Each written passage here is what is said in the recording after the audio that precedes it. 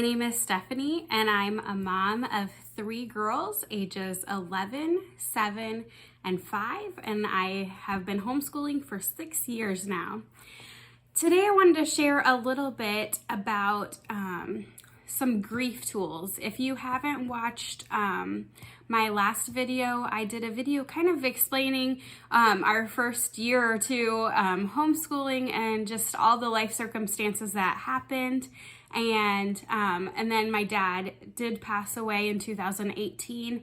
And so we used a lot of tools to help us, myself, and then it is kind of a complicated grief process when you're helping your own mother grieve, and then also your 7-year-old daughter is grieving very hard too. So we had to be creative and get some tools and help in different ways. So I wanted to go ahead and share those things so maybe they might help you in the future, because life is going to happen, and then sometimes people pass away, and maybe this will be a helpful thing. So the first couple things I wanted to share is if you know someone is going to pass away. We haven't experienced the sudden loss in our immediate family. So this is like, we had some months with my dad.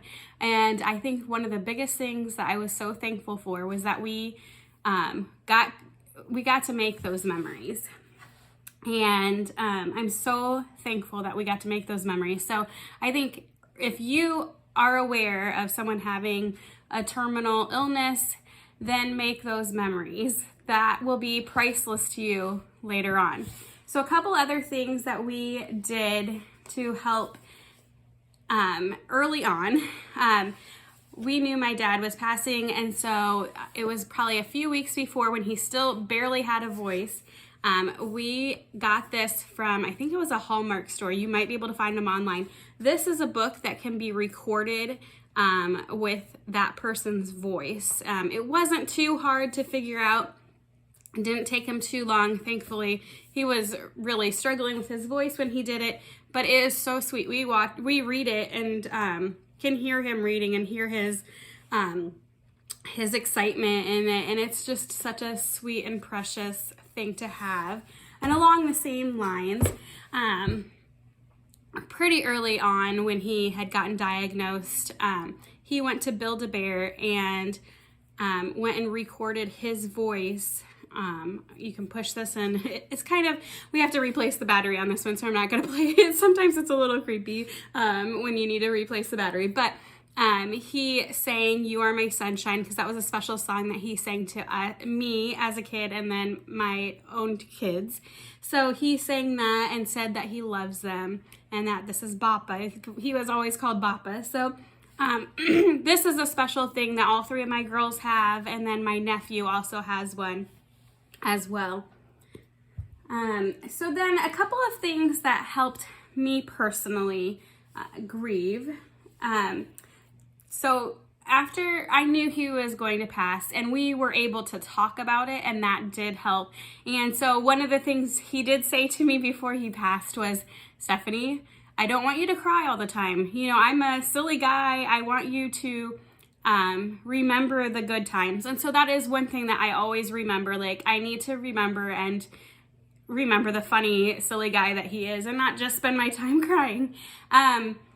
So I felt when he passed that my own death is, I started thinking about my own death, and like, it got me nervous because I have 3 young girls, and you know, I know we don't know when we are going to pass, but it caused an anxiety in me that I had never had before. I worried some before, but it caused anxiety. I went to my doctor.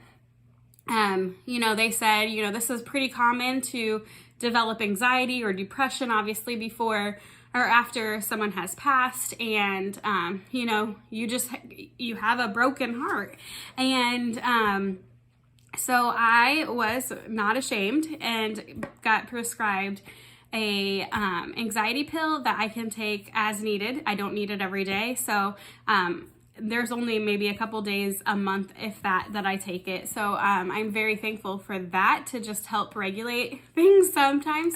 I also started with therapy. So I went to a family therapist and got to just talk about my feelings, and it was probably a good year that I went to this therapist, and I'm not ashamed about that either. So definitely take those steps if you need to go to your doctor after someone has passed, a loved one, or go to a therapist and just talk out your feelings. There's nothing wrong with that, and it is so helpful. I can't explain how beneficial it was to me.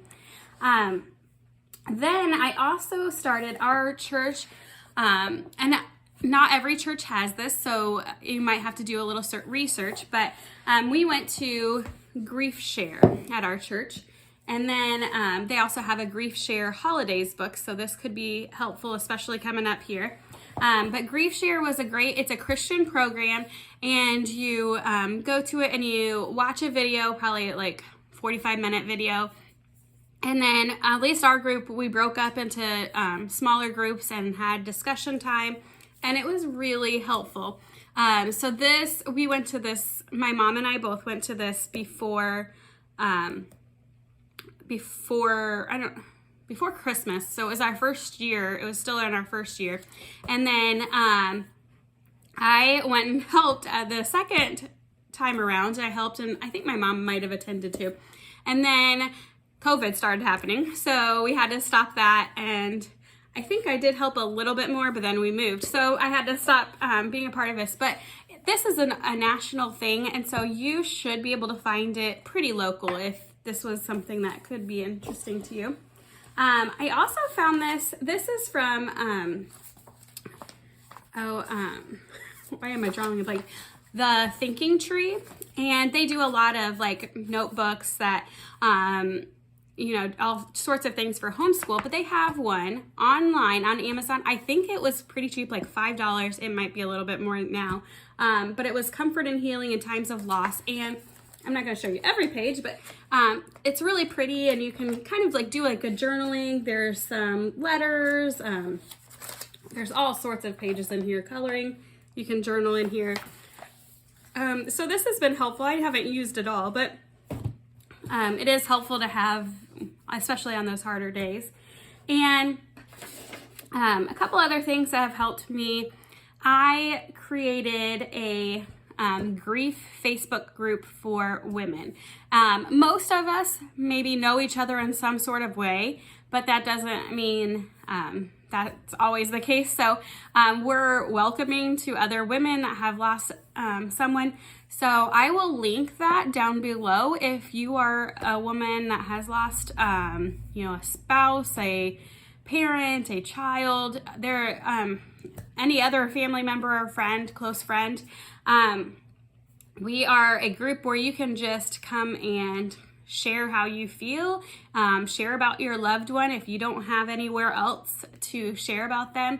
And that has really helped be able to express my grief with people that understand grief, because it's kind of can be lonely if some of your other friends haven't experienced that close of grief and don't quite understand. With that, it does help when people remember your loved one just like you. So, or maybe in other ways, and they tell you and share the memories. So keeping that memory alive has been so helpful. I share, Facebook pictures of my dad a lot online, or just be able to talk to other people. He was a pastor, and so a lot of his church members through the years have shared memories or say that they miss him as well. And so that does help me sometimes just to keep his memory alive.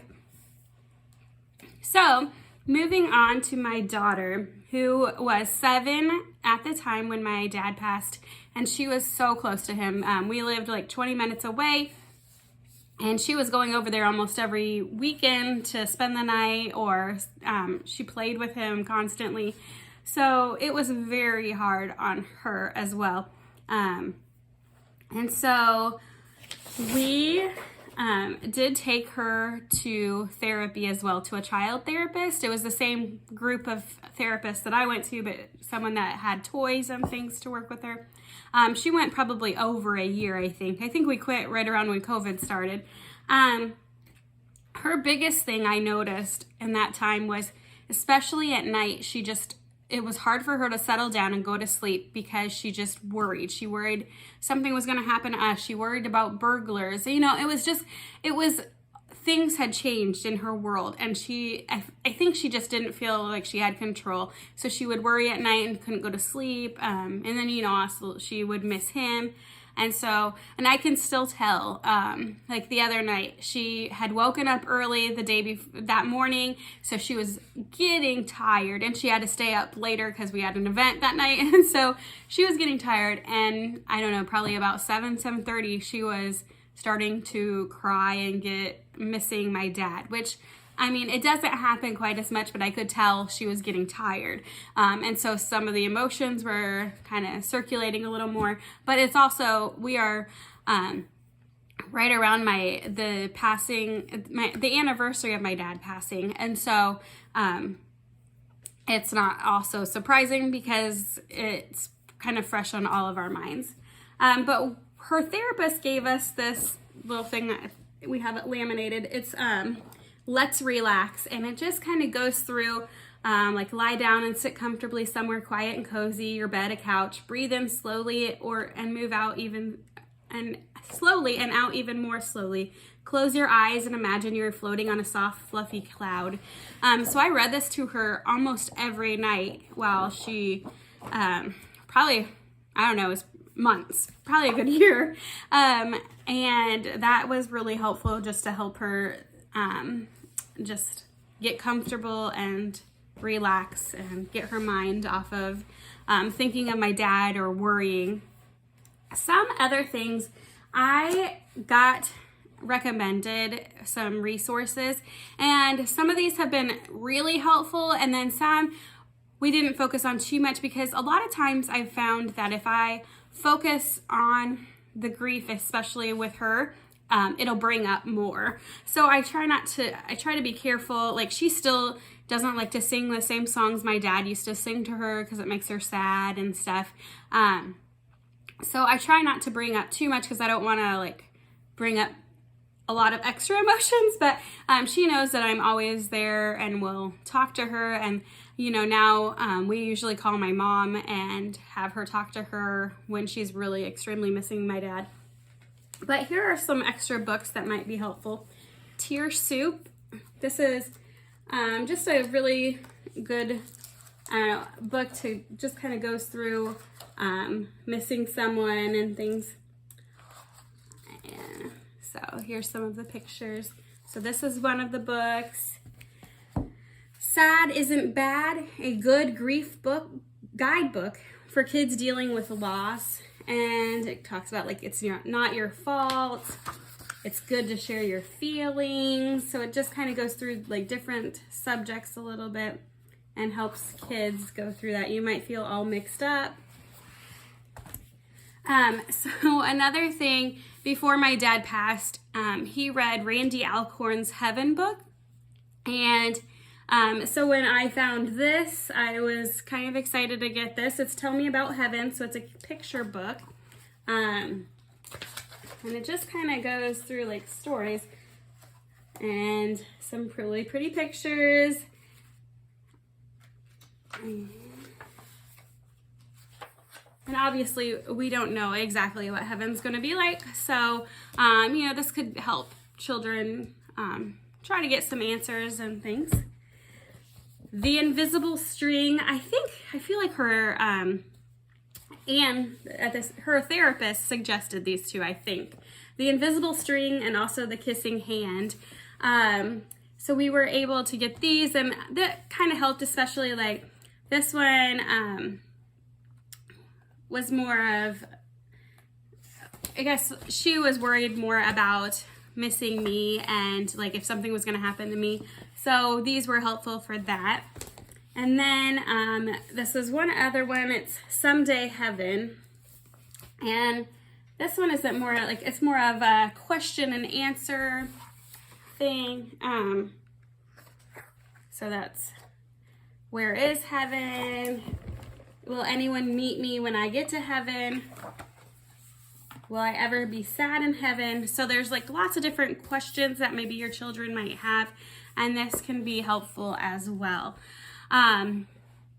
So that is a lot of the tools that we used. I would love to hear if you have some other great tools. Please comment below and share those, because I would love to hear them. I'm sure, unfortunately, that we will need them in the future. Thanks for joining me today. I hope this was helpful, and give it a thumbs up, and like and subscribe to my channel, and I will talk to you later.